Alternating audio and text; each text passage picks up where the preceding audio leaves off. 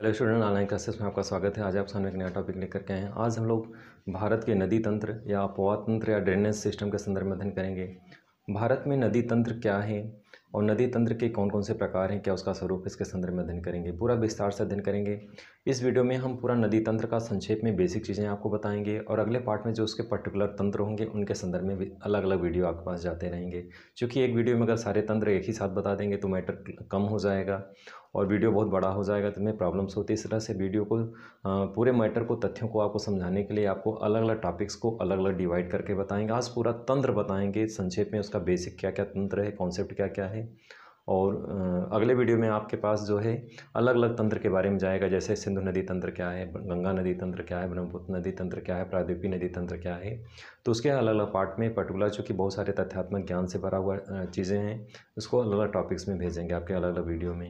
लेकिन आज हम लोग पूरा कंप्लीट एक साथ जो है पूरा बेसिक चीज़ें पढ़ेंगे पूरे नदी तंत्र का, तो उसके संदर्भ में अध्ययन करेंगे। चलिए विषय वस्तु स्टार्ट करते हैं, देखते हैं कि नदी तंत्र, अपवाह तंत्र या ड्रेनेज सिस्टम क्या है और उसमें किस तरह से कौन कौन से स्वरूप हैं, क्या रूप है उसके। जैसा आप ब्लैक बोर्ड पर आपको दिख रहा है, बहुत सारी चीज़ें हमने यहाँ पे बनाई है। तो सबसे पहले क्रम से आपको स्टार्ट करते हैं, देखते हैं अपवाह तंत्र, ड्रेनेज सिस्टम क्या होता है। तो जैसा हम आपको चित्र के माध्यम से बताने का प्रयास किए हैं कि अपवाह तंत्र नदी तंत्र की व्याख्या करता है। यानी अपवाह तंत्र क्या है, नदी तंत्र की व्याख्या करता है। तो यानी नदी तंत्र कैसे बनता है, किस तरह से कई वाहिकाएं या जल की कई धाराएं आकर के एक नदी में मिलती हैं और इस तरह से एक नदी तंत्र का निर्माण होता है। तो इसी के संदर्भ में हम लोग देखेंगे। यहाँ पे लिखा हुआ है अपवाह तंत्र, ड्रेनेज सिस्टम। अपवाह तंत्र शब्द एक क्षेत्र के नदी तंत्र की व्याख्या करता है। यानी अपवाह तंत्र क्या है, अपवाह तंत्र शब्द एक क्षेत्र के नदी तंत्र की व्याख्या करता है, जिसमें अलग अलग दिशाओं के छोटी छोटी धाराएं आकर मुख्य धारा में निर्माण करती हैं। यानी ये प्रकार, इस तरह से आपने समझा कि नदी तंत्र मतलब अपवाह तंत्र मीन्स क्या होता है, नदी तंत्र की व्याख्या कर रहा है। यानी नदी तंत्र किन किन वाहिकाओं से, किन किन जल राशियों के थ्रू एक बड़े नदी तंत्र का निर्माण हो रहा है। तो इस तरह से यहाँ पे आप देख रहे हैं कि अपवाह तंत्र हमने यहाँ पे बनाया है। तो इस तरह से अपवाह तंत्र क्या है, नदी तंत्र की व्याख्या कर रहा है। तो अपवाह तंत्र को समझना होगा कि जिस तरह से छोटी छोटी अलग अलग नदी की जल राशियाँ हैं, अलग अलग जलधाराएँ हैं, सभी जलधाराएँ किसी क्षेत्र की एक मुख्य धारा में आके मिल रही हैं। तो इस तरह से एक मुख्य नदी का निर्माण हो रहा है। तो इसी को बोलते हैं अपवाह तंत्र। इन चीज़ों को आपको समझना होगा कि एक नदी मुख्य नदी है और उसकी जो सहायक नदियाँ और अन्य जलराशियाँ आकर के उसमें मिल जा रही हैं और एक नदी तंत्र का निर्माण हो रहा है। इसी को अपवाह तंत्र, ड्रेनेज सिस्टम कहते हैं। तो इस चीज़ को आपको जानना चाहिए कि नदी तंत्र क्या है। तो आपने एकदम स्पष्ट समझा कि बहुत सारी जलराशियाँ हैं, अलग अलग जलराशियाँ अलग अलग सहायक नदियों के द्वारा एक मुख्य नदी में आके मिल जाती हैं और एक मुख्य नदी का निर्माण हो रहा है यहाँ पे। तो इसी को अपवाह तंत्र कहते हैं। अब हम लोग भारत के अपवाह तंत्र का अध्ययन करेंगे, पूरे संपूर्ण भारत का, कि भारत का अपवाह तंत्र, ड्रेनेज सिस्टम या नदी तंत्र कितने वर्गों में डिवाइड है, क्या क्या उसके स्वरूप हैं। तो जैसा ब्लैक बोर्ड पर आप दिख रहा है, भारत का अपवाह तंत्र या नदी तंत्र यहाँ पे हमने दिखाया है, दो वर्गों में डिवाइड किए हैं।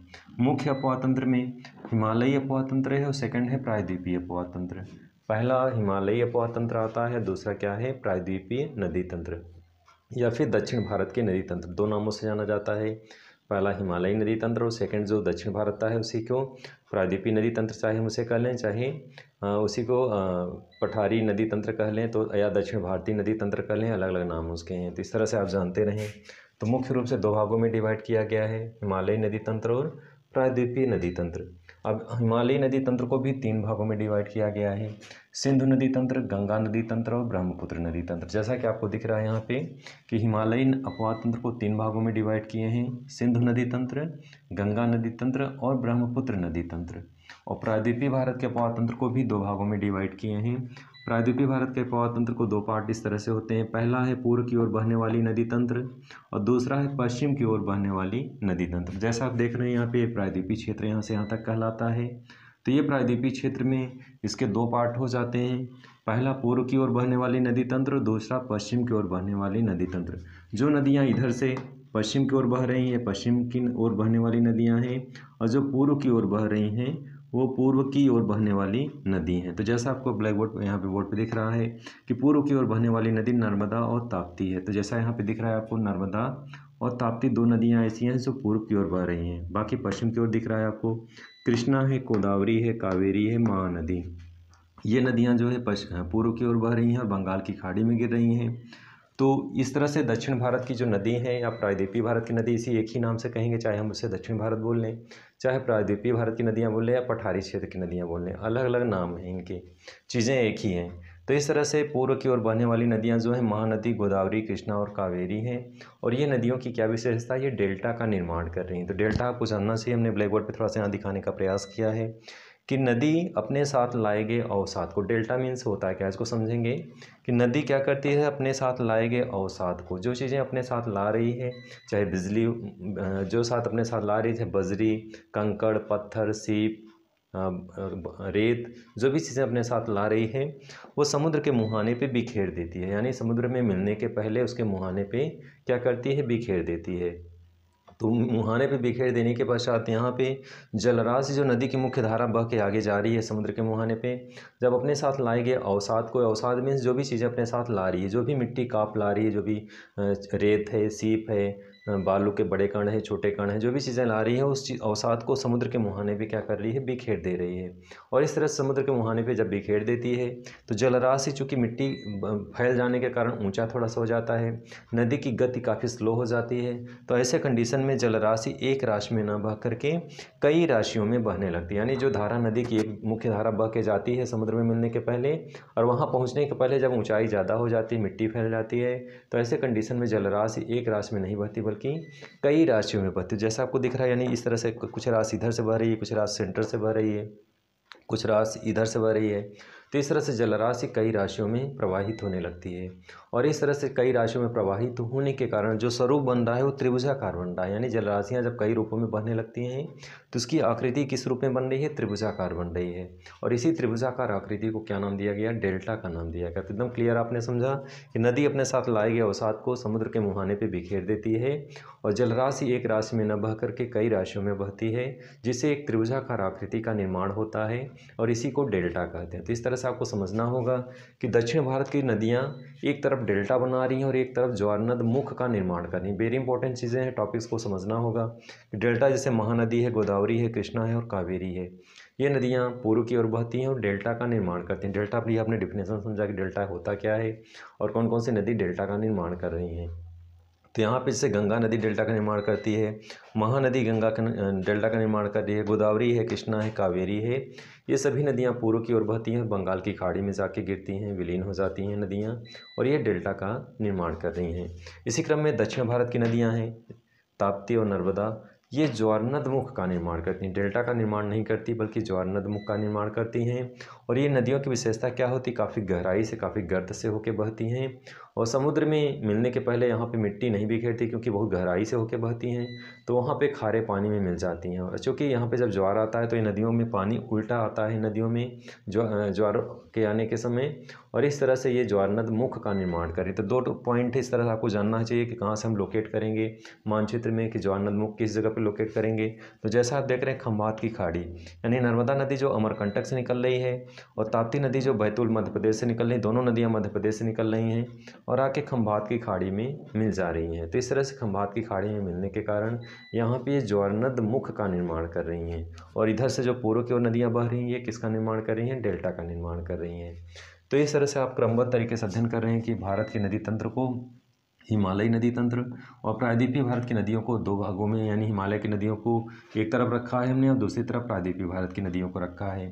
फिर हिमालय के नदी तंत्र को भी तीन पार्ट कर ले रहे हैं, सिंधु नदी तंत्र, गंगा नदी तंत्र और ब्रह्मपुत्र नदी तंत्र। और प्रायद्वीपीय भारत की नदी को भी दो पार्ट कर दिए हैं, पूर्व की ओर बहने वाली नदी और पश्चिम की ओर बहने वाली नदी। नदियों में भी आपने क्लियर कर दिया है, नर्मदा और ताप्ती नदी डेल्टा का निर्माण कर रही हैं जैसा कि मानचित्र में आपको दिख रहा है, और दूसरी साइड में कृष्णा, गोदावरी, कावेरी और महानदी ये डेल्टा का निर्माण कर रही हैं और नर्मदा और ताप्ती ज्वारनद मुख का निर्माण कर रही। तो दोनों में अंतर समझना होगा कि नर्मदा और ताप्ती पश्चिम की ओर बह रही हैं और अरब सागर में जाके मिल रही हैं, और जो पूर्व की ओर नदियां बह रही हैं जैसे महानदी, गोदावरी, कृष्णा और कावेरी है, ये बंगाल की खाड़ी में मिल रही हैं और यहाँ पे डेल्टा का निर्माण कर रही हैं। कभी कभी मानचित्र में आता है डेल्टा वाले क्षेत्रों को दर्शाएं, तो आप एकदम सेंटर में पॉइंट में यहाँ पे डेल्टा का जो है पॉइंट है ये लोकेट कर सकते हैं, ये दर्शा सकते हैं।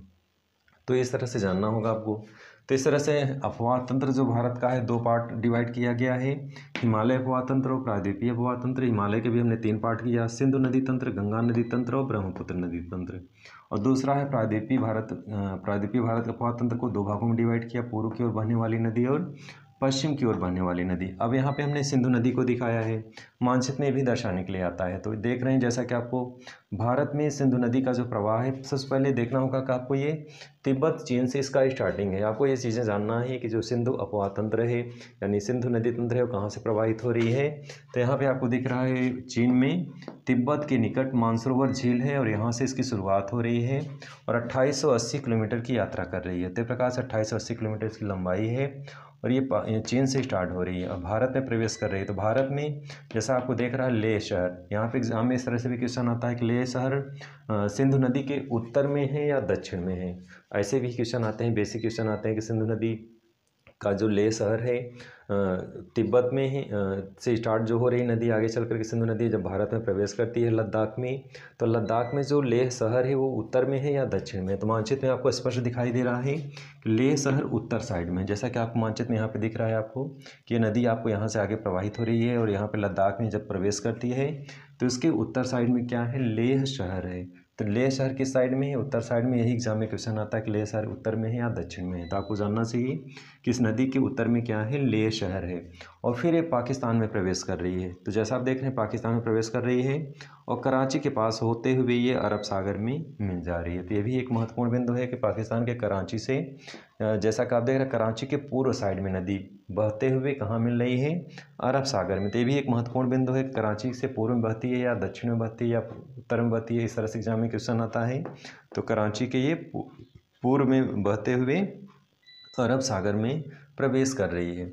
अगला तंत्र आपका है ब्रह्मपुत्र नदी तंत्र, इसी में आप दिख रहे हैं। तो जैसा आप देख रहे हैं तिब्बत के ये भी तिब्बत से निकल रही है, चीन से, ब्रह्मपुत्र नदी तंत्र, और ये भी इस तरह से बहते हुए आगे चल के बंगाल की खाड़ी में प्रवेश कर रही है।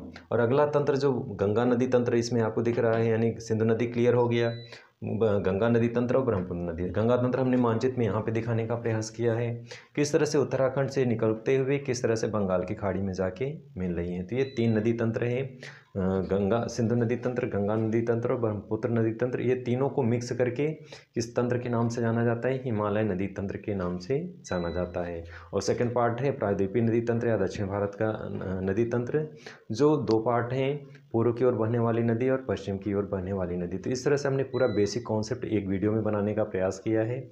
डियर स्टूडेंट, अब इस तरह से आपके 5 पार्ट हो जाते हैं। यहाँ पे दिख रहा है आपको 3 पार्ट सिंधु नदी तंत्र, गंगा नदी तंत्र, ब्रह्मपुत्र नदी तंत्र, और 2 पार्ट यहाँ पे हो जा रहे हैं। तो इन 5 के अलग अलग पार्ट में हम वीडियो बनाएंगे, क्योंकि एक पार्ट में वीडियो बनाने से जो है पूरे मैटर को क्लोज कर देंगे और ऐसे कंडीशन वीडियो बड़ा भी हो जाएगा और आपको जो है बहुत ज़्यादा बोरिंग लगेगा, क्योंकि तथ्यात्मक चीज़ों को आपको प्रदान करना है क्रमबद्ध तरीके से, बूंद बूंद से घड़ा भरता है, और इस तरह से आपको ज्ञान को थोड़ी थोड़ी मात्रा में प्रदान करेंगे, जिससे वीडियो आपको तैयार भी हो जाए और जो भी वीडियो देखें आपको ज्ञानात्मक लगे और उसके साथ साथ आपको चीज़ें को मस्तिष्क तक पहुंच जाए। केवल वीडियो को देखना ही काफ़ी पर्याप्त नहीं होता। तो इस तरह से हम अगले जो 5 ये टॉपिक्स हैं, 5 के अलग अलग पार्ट में वीडियो बनाएंगे। आज की वीडियो में बस इतना ही। आज आप केवल बेसिक कॉन्सेप्ट आप समझे कि भारत में अपवाद तंत्र है क्या और कितने भागों में डिवाइड किया गया है। तो अगले पार्ट में हम सिंधु का अलग बनाएंगे वीडियो, गंगा का अलग बनाएंगे, ब्रह्मपुत्र का अलग बनाएंगे और प्रायद्वीपीय भारत का अलग बनाएंगे, जिससे आपका जो है पूरी चीज़ें एकदम क्लियर हो जाएं और तथ्यों को एकदम बेहतर तरीके से समझ सकें। वीडियो अच्छा लगा तो लाइक और सब्सक्राइब करें। आज की वीडियो में बस इतना ही, अगले वीडियो में फिर से मिलेंगे, तब तक के लिए धन्यवाद।